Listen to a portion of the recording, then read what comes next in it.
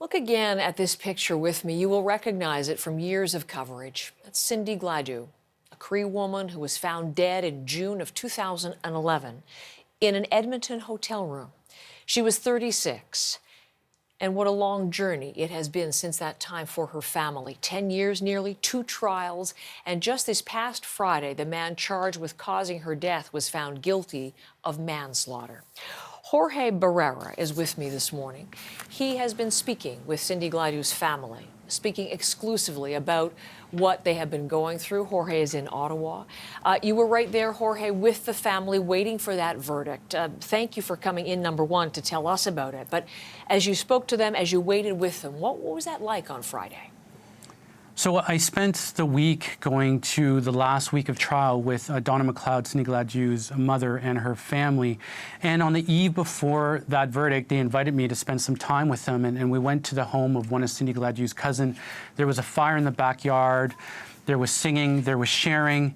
And it's been a 10-year wait for justice for Cindy Gladue's family. And for Donna McLeod, she has sat through pretty near every single court date. But she hasn't spoken publicly much about what it's been like for her. But here's a little bit of what she had to say about the loss of her daughter. Never dreamed about that girl. Never. Ever since she passed away. And I've had elders tell me that when this is all over, I'll probably start dreaming about her. I'll have elders start dreaming. I've been told that I will start dreaming about her. That is just an extraordinary thing, but not yet because it's not over. I mean, 10 years, 2 trials. Jorge, there is a long and very complicated process to this story here. Yes, Cindy Gladue was found dead in a bathtub in an Edmonton hotel on June 22nd, 2011. And during that first trial against the man accused of killing her, Bradley Barton, the Crown and the defense repeatedly referred to Cindy Gladue as the Native Lady. And also in a courtroom first in Canada, they actually brought in Cindy Gladue's pelvis as evidence. It was projected into the courtroom from an adjacent room, so Alberta's then chief medical examiner could explain his testimony for the jury. Even so, the jury still came back with a not guilty verdict against Bradley Barton on a charge of first-degree murder and manslaughter. And this sparked outrage. There was protests across the country, and the case was appealed all the way to the Supreme Court, which ordered a new manslaughter trial. And the High Court said that the trial judge, made a fatal error of law in explaining consent to the jury in his instructions.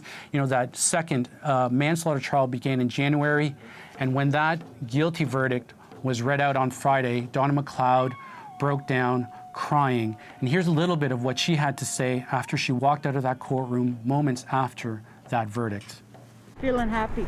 Justice took how many years for this? Okay, now it's all over, and I'm thankful. It's over. I'm my daughter, She was a daughter, she was a mom, a grandmother. Now it's over. Everybody's happy now. Now, this verdict is only one stop along what is and will continue to be a very long road of healing for Cindy Gladue's family. Heather? But indeed, to hear her say it's over after those many, many years and some of the things that she had to endure in listening to those trials. You've been bringing us, Jorge, incredible reporting on Indigenous stories for many years. That relationship that you cultivated with the family over that week, what was this like to cover from a personal standpoint? Well, it was moving. Before we went out to the fire, the family invited me to sit in a sharing circle. And as that stone passed from hand to hand, an image of Cindy Gladue developed from the memories from her daughter, her mother, and her cousins. But there was not only sadness with these memories, there was also laughter. And for a moment, you could catch a glimpse of the chasm that Cindy Gladue's loss left for this family. Heather? Jorge, thank you so much. Appreciate this. Our conversation, Jorge Barrera in Ottawa. And if you want to watch more, the full video of the report he has done, it's up on our website for you this morning, CBCNews.ca.